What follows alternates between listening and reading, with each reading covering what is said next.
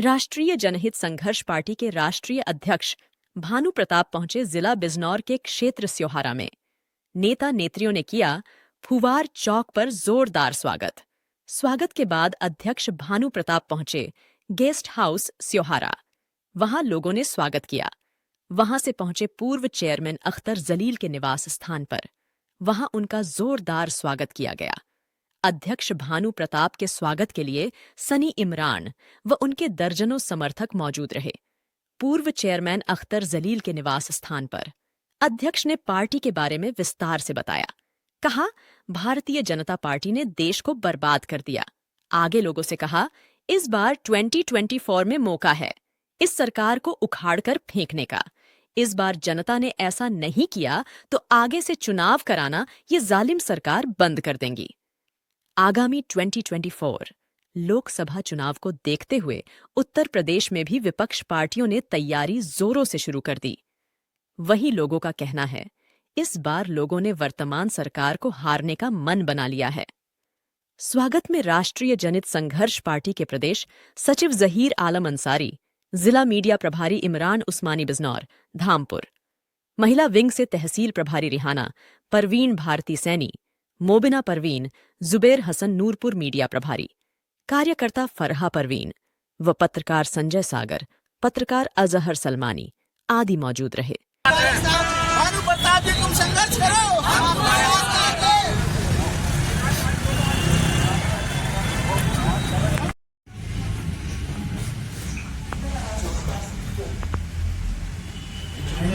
वहाँ का ये नहीं पता था कि कितना समय वहाँ लग सकता है।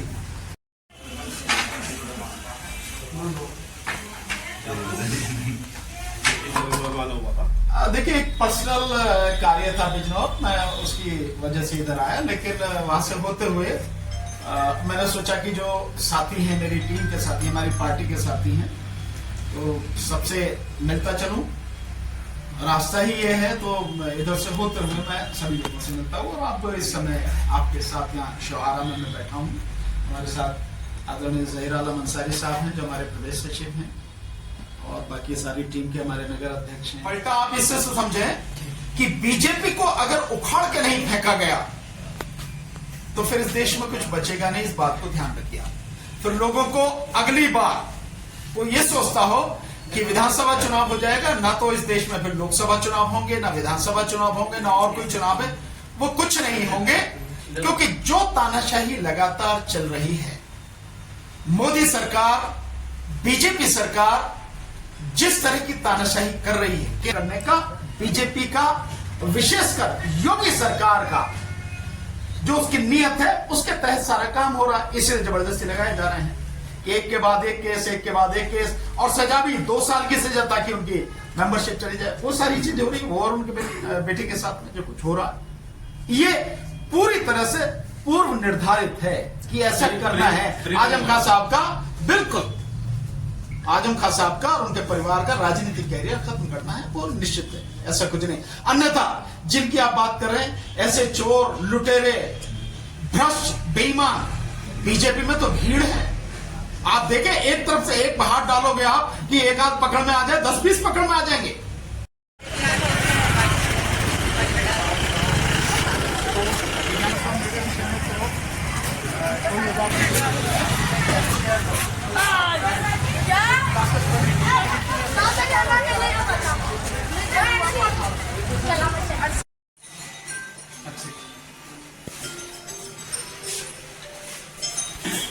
अभी हम स्योहारा में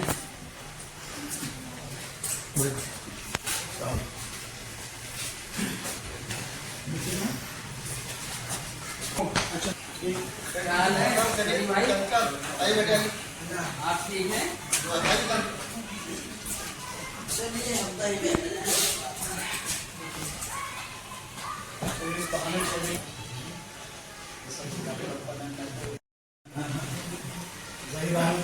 और पूरी टीम को कि आपको मिलने का मौका मिला मुझे। अरे वो कहाँ गए सनी भाई? तो फिर गड़बड़ हो गया मामला। की वजह से बहुत सी चीजें ठीक ठाक रहती हैं। इधर देखो, इधर लगातार बिगड़ते जा रहे हैं। जय भाई जरा प्लीज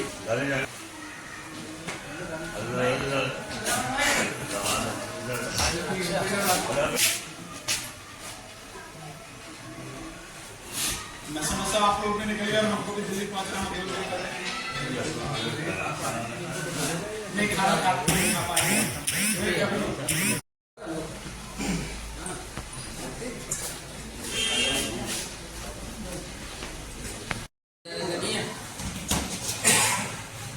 सभी को लोग आरजेएसपी के प्रमुख पार्टी अध्यक्ष भानु प्रताप जी हमारे सम्मुख हैं और पब्लिक जानना चाहती है कि अभी 2024 में जो चुनाव होगा उसमें किस पार्टी का सहयोग आप महत्वपूर्ण मानते हैं और किस कारण मानते हैं। देखिए, बहुत सिंपल सा है। पिछले 10 साल में जिस तरह से देश की बर्बादी मोदी सरकार ने की है या भाजपा सरकारों ने की है, देश को तबाही के गर्क में पहुंचा दिया उन्होंने। उससे बाहर निकालने के लिए मोदी सरकार को, बीजेपी सरकार को सत्ता से हटाना बहुत जरूरी है। गर्क में कैसे पहुंचा दिया? कितनी सर्विस दी, इस तरह से कितना बता दें, विकास सर्विस- हुआ, कितना सर्विस- कार्य हुआ, कितने लोगों को सर्विस मिली, कितने जो है लोगों को रोजगार मिला और कितने लोग बीमारी से सम्मुख हुए।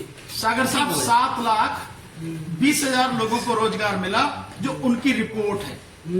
वो क्या कहते थे पहले? वो ये भारतीय जनता कहते पार्टी थे- के लोग जो आज सत्ता में है वो क्या कहते थे पहले? वो ये कहते थे उनका कि क्या 2 करोड़ स्टेटमेंट लोगों था? को 1 साल में रोजगार देंगे। आप कितना दिया सर? 9 साल में 7,20,000। इसके अलावा जो शिक्षा है उसका बेड़ागर्क कर दिया। गरीब के हाथ से शिक्षा चली गई, गरीब के मध्यम वर्ग के हाथ से भी शिक्षा चली गई। भानु प्रताप जी, किस कारण बस शिक्षा गई गरीब के हाथ से? किस कारण बस गई? शिक्षा का निजीकरण कर दिया गया।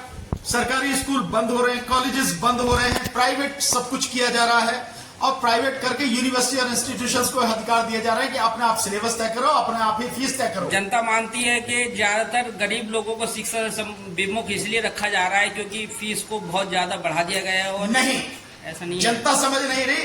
फीस को बढ़ा दिया गया है, वो इसलिए किया जा रहा है ताकि गरीब शिक्षा से दूर हो जाए। क्यों किया जा रहा है शिक्षा से दूर, इसको समझने की जरूरत है। जिस 2025 में आरएसएस का एजेंडा है कि हिंदू राष्ट्र की घोषणा करेंगे, उस हिंदू राष्ट्र के लिए जरूरी है कि इस देश के 120 करोड़ लोगों को गुलाम बनाना है और उन्हें गुलाम बनाने के लिए उनको शिक्षा से बिल्कुल बेदखल करो, शिक्षित ना हो पाए। दूसरा, रोजगार ना हो उनके पास, आर्थिक रूप से उनकी कमर तोड़ जाए, तो कमर तोड़ दी उन्होंने, शिक्षा से दूर कर दिया उन्होंने। इसके अलावा इंफॉर्मेशन कोई ना हो, तो आज की तारीख में जो गोदी मीडिया है उसके माध्यम से जो भी आता है केवल बीजेपी का प्रचार है, इसके अलावा कोई इंफॉर्मेशन आती नहीं है। गवर्नमेंट के जितने इंस्टीट्यूशन है, जितने भी डिपार्टमेंट है, वहां से आप कोई इंफॉर्मेशन लेना चाहो नहीं मिलेगी। जो आरटीआई एक्ट है उसको बिल्कुल लगभग बेकार कर दिया है। सो गुलाम बनाने के जो तरीके हैं वो अपना रहे, इसलिए शिक्षा को निजी हाथों में दिया जा रहा है। आज आप पढ़ाना चाहें, आप हैं, मैं हूं, बहुत से लोग हैं, चेयरमैन साहब भी हैं। मैं बहुत आराम से कह सकता हूं कि चेयरमैन साहब भी अगर अपने बच्चे को बनाना चाहे ना, मैं डॉक्टर शायद ही बना पाएंगे। 1 करोड़ रुपए, 2 करोड़ रुपए चाहिए। आरजेएस पार्टी के प्रमुख हमारे सम्मुख हैं भानु प्रताप जी। ये बताइए सर कि आज जो देश में गरीब लोगों को शिक्षा मुहैया नहीं हो पा रही है, पहले सरकार की तरफ से ये समझिएगा कि पैसा अनुदान मिलता था पढ़ाई के लिए, जिसको हम स्कॉलरशिप बोलते थे, आज वो सब कुछ खत्म कर दिया गया है। तो उसके संबंध में आप क्या चाहते हैं कि वो लागू होना चाहिए? चाहने की बात ये नहीं है, चाहना तो सिर्फ एक है, बीजेपी के हाथ से सत्ता छीन लेने, उसको सत्ता से बाहर करना है। और फिर जो सरकारों की जिम्मेदारी है, सरकारों की जिम्मेदारी है इस देश में शिक्षा, स्वास्थ्य सुविधाएं, सारी चीजें लोगों को मुहैया कराना सरकारों की जिम्मेदारी है। तभी संविधान के अनुसार कल्याणकारी राज्य की स्थापना हो पाती, इसलिए जरूरी है। अब ये कैसे मानते हैं आप कि ये अगर यदि हुई सत्ता में तो भारतीय जनता पार्टी ही जीतेगी, कांग्रेस क्यों नहीं जीतेगी, या भारतीय जनता पार्टी के अलावा बीएसपी क्यों नहीं जीतेगी? इसका क्या उनके रीजन हाथ हो में सकता सब है? कुछ मैनिपुलेशन है, पूरी मैनिपुलेशन है और मैनिपुलेशन की जाएगी बाकायदा। इलेक्शन कमीशन सरकार के मोदी के इशारे पे काम करता है। जरूर, जब आऊंगा तो आपके यहाँ आके लगा